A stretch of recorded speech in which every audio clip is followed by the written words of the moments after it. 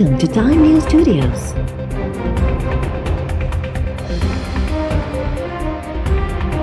You are watching 2 PM Bulletin. हुकूमत खे blackmail करण मुनासिब तरीक़ो न आहे। ऑपोजिशन वारा थाणनि ते वेही 10 प्रेस कॉन्फ्रेंसिस कंदा त अहमियत न हूंदी। असेंबली में ऑपोजिशन मेंबर्स ॻाल्हाईंदा त उनखे अहमियत मिलंदी। बलूचिस्तान असेंबली में ख़िताब दौरान वॾे वज़ीर ॼाम कमाल जी बजट ख़िलाफ़ एहतजाज कंदड़ ऑपोजिशन ते तनक़ीद। बलूचिस्तान जे वॾे वज़ीर जो चवणु आहे त ऑपोजिशन अजाई ज़िद कई आहे त ईंदड़ 2 साल रस्तनि ऐं थाणनि ते गुज़ारणा आहिनि। चाहियूं था त बलूचिस्तान में मख़लूत हुकूमत 5 सालनि जो मुद्दो पूरो करे। ऑपोजिशन अॻवाननि ते ज़िम्मेवारी आहे त पंहिंजे अमल ते मुआज़रत कनि। ऑपोजिशन खे थाणनि ते कंहिं नाहे विहारियो, उहे पंहिंजी मर्ज़ी सां वेठा आहिनि। वोटर्स खां पुछाणो कंदा त असेंबली में सदन मसइलनि ते छो न ॻाल्हायो।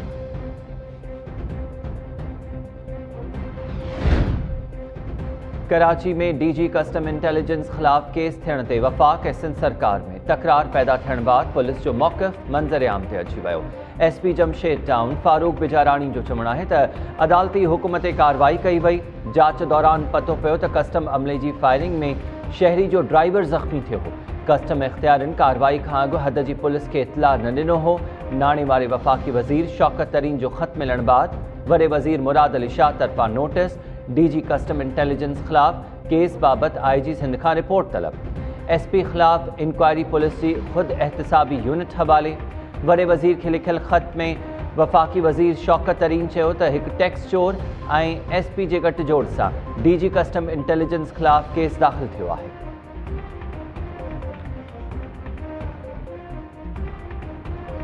असांजी जेका तहरीक हले पई 28 तारीख़ ते असांजी मीटिंग आहे कराची जामशोरे में।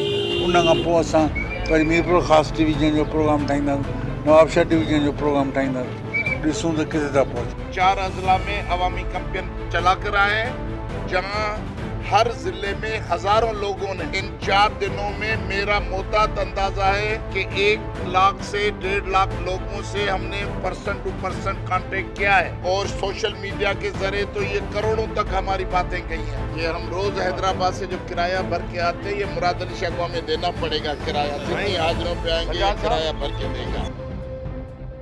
बहरिया टाउन जे करे असां अदालतुनि जा चक्कर काटे रहिया आहियूं। अञा ताईं सिंध एक्शन कमेटी जी क़यादत ऐं क़ौम परस्त कारकुननि ख़िलाफ़ केस दाख़िल कया पिया वञनि। सिंध एक्शन कमेटी सिंधी वसंदनि ते कब्ज़े ख़िलाफ़ अवामी राबिता मुहिम जो ॿियों मरहलो शुरू करण जो फ़ैसिलो करे वरितो। डॉक्टर कादिर मक्सी, जलाल महमूद शाह ऐं ॿियनि क़ौम परस्त अॻवाननि जो चवणु आहे त 28 जून ते इजलास में अवामी राबिता मुहिम जो शेड्यूल तय कयो वेंदो। हाणे मीरपुर ख़ासि, शहीद बेनज़ीराबाद ऐं ॿियनि डिविजन्स में अवामी राबिता मुहिम हलाई वेंदी। कराची खां कश्मीर ताईं लखे माण्हू रस्तनि ते आया त बहरिया टाउन जे मालिक खे लिकण जी जाइ बि न मिलंदी। कराची जी दहशतगर्दी टोड़ अदालत जो जज मोकल ते हुअण सबबि बहरिया टाउन केस में क़ौम परस्त अॻवाननि जी ज़मानत दरख़्वास्त ॿुधणी 15 जुलाई ताईं मुलतवी।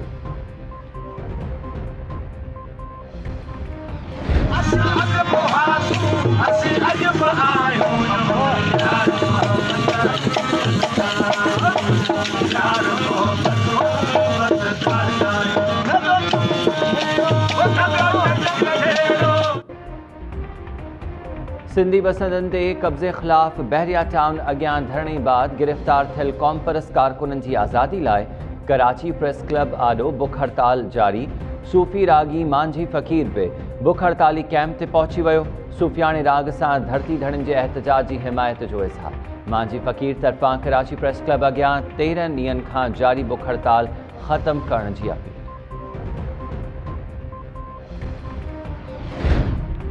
अॻूणो निगरान वज़ीर आज़म मीर हज़ार ख़ान खोसो डिघो अरसो बीमार रहण बाद लाॾाणो करे वियो। मीर हज़ार ख़ान खोसो खे कुझु अरसो क्वेटा जी निजी अस्पताल में दाख़िल कयो वियो हो, जिते गुज़िरियल राति दिलि जो दौरो पवण सबबि लाॾाणो करे पियो।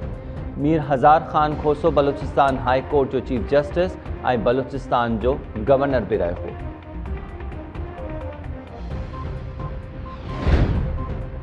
वॾे वज़ीर मुराद अली शाह जी सखर NICVD में PPMN ख़ुर्शीद शाह सां संदसि भाइटे जे लाॾाणे ते ताज़ियत। NICVD सखर में वॾे वज़ीर ऐं PPMN विच में मुलाक़ात दौरान सिक्योरिटी सख़्त। वॾे वज़ीर जैकाबाद पहुची सूबाई सलाहकार एजाज़ जखरानी सां संदसि चाचे ऐं अमर जे लाॾाणे ते बि ताज़ियत कई। कंदकोट में वॾे वज़ीर मुराद अली शाह जी आमद खां अॻु सिक्योरिटी जा सख़्त इंतज़ाम। म्यूनिसिपल इंतज़ामिया ड्रिघे अरसे खां पोइ शहर जा रोड रस्ता साफ़ करे छॾिया।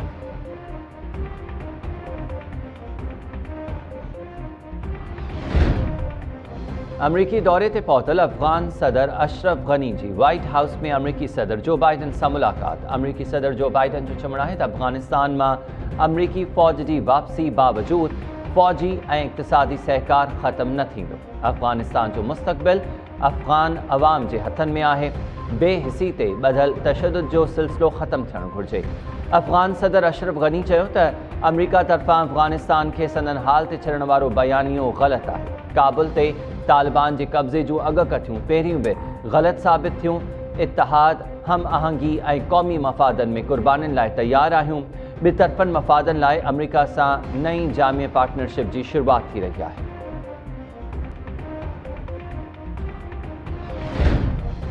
वज़ीर आज़म जो मौक़िफ़ आहे त अफ़गानिस्तान जी सूरत हाल ख़राब थियण जे नतीजे में पंहिंजूं सरहदूं सील करण जो सोचे सघूं था।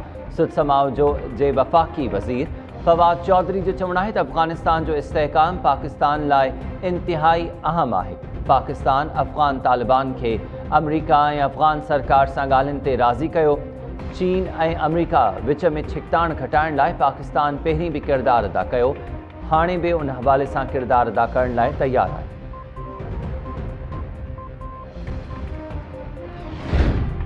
मुतहदा जे अॻूणे अॻवान अनीस एडवोकेट जी 4 केसिस में 29 जून ताईं उबूरी ज़मानत मंज़ूर। कराची जी दहशतगर्दी तोड़ अदालत अनीस एडवोकेट खे 1-1 लख रुपयनि जा 2 धार मुचलका जमा कराइण जो हुकुम ॾिनो। अनीस एडवोकेट ख़िलाफ़ 4 मुख़्तलिफ़ केसिस दाख़िल थियल। मथस मुतहदा कारकुननि खे भारत मां तरबियत ॾियाराइण जो बि इल्ज़ाम आहे।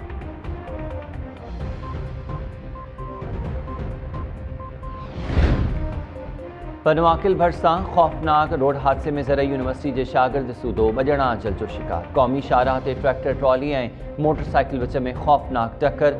हादसे जे फौतनि में ज़रई यूनिवर्सिटी जो शागिर्द इख़्तियार बुल्लो ऐं इख़्तियार चाचड़ शामिल। जोही भरिसां गॾह गाॾी ऐं मोटरसाइकिल विच में टक्कर दौरान ज़ख़्मी थियल ॻोठाणो लाल बख़्श लग़ारी नवाबशाह इस्पताल में दम ॾेई छॾियो।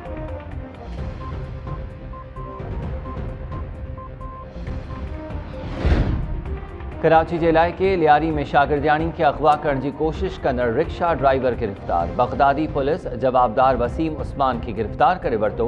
पुलिस जो चवणु आहे त 13 जून ते शागिर्दियाणी रामीन रिक्शा में यूनिवर्सिटी वञी रही हुई त रिक्शा ड्राइवर रस्ते ते शागिर्दियाणी खां मोबाइल फ़ोन फुर कयो, जंहिं बाद हथियार जे ज़ोरनि ते खेसि अगवा करण जी कोशिश कई त शागिर्दियाणी हलंदड़ रिक्शा मां टपो ॾेई पाण खे बचायो।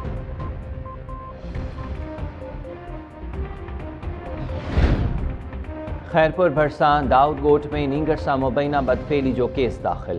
सी सेक्शन थाणे जी पुलिस मुतासिर नींगर जे वालिद जी फ़रियाद ते केस दाख़िल कयो। पुलिस केस में नामज़द जवाबदार अली शेर फुलपोटो खे गिरफ़्तार करण में नाकाम।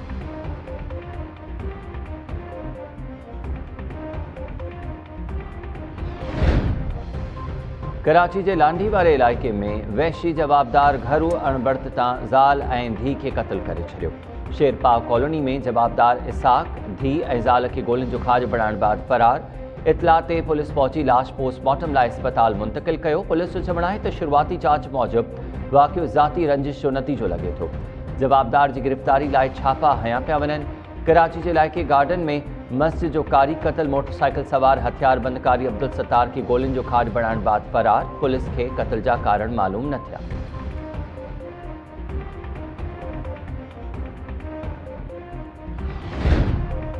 खानपुर के कच्चे मां अगवा थियल अहमदपुर वासी 2 महीननि बाद धाड़ेलनि जे चंबे मां आज़ाद। नापरकोट थाणे जी पुलिस बाज़ियाब थियल नौजवान मोहम्मद नवाज़ पिनिहार के जांच लाइ थाणे ते विहारे छॾियो। नौजवान खे धाड़ेलनि तितर वठी ॾियण बहाने कच्चे में घुरायो, जंहिं बाद खेसि अगवा कयो वियो हो। वारसनि जो चवणु आहे त धाड़ेल गाज़ी बगलाणी जे टोले खेसि अगवा कयो हो। 10 लाख रुपया भुंग भरण बाद खेसि आज़ाद करे छॾियो।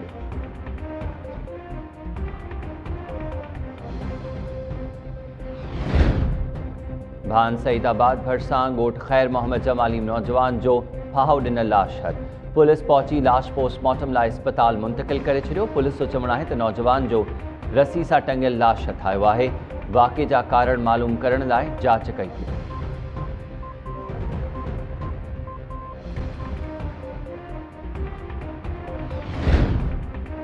दाद लखारी भरसा नींगर तालाब में बुड़ी फौत ॻोठ अली मुराद बोज़दार में 10 सालनि जो नींगर सुरेश ओड पेर तिरकण सबब तालाब में बुड़ी वियो। वारसन ऐं इलाइक़े वासिन गॾियल कोशिश सां नींगर जो लाश ॿाहिरि कढियो। वारिस मोटरसाइकिल ज़रिए नींगर जो लाश माथेलो अस्पताल खणायो।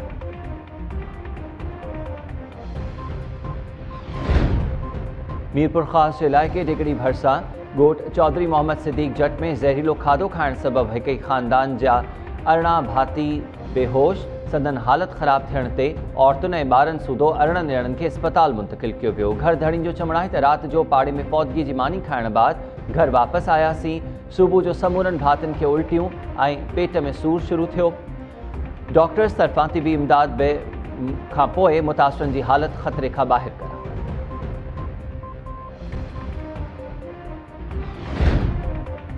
सखर बस टर्मिनल ते बीठल मुसाफ़िर कोच खे ओचितो बाहि विकोड़े पई।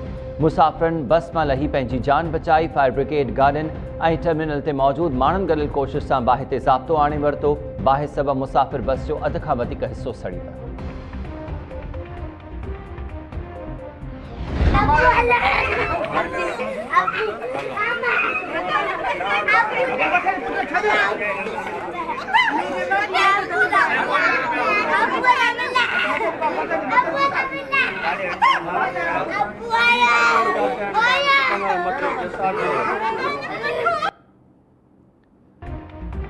ऐं वालदैन में तलाक सबब औलाद रुली वेंदो आहे। गंबर जी अदालत में जोड़े जे तलाक थियण बाद जज़्बाती मंज़र मक़ामी अदालत आसिया बुरड़ो ऐं बशीर बुरड़ो विच में तलाक बाद ॿारनि खे अमड़ हवाले करण जो हुकुम ॾिनो हो। अदालत ॿाहिरां मासूम ॿारड़ा वालिद ॾांहुं वञण लाइ उभ ॾारींदड़ रड़ियूं कंदा रहिया।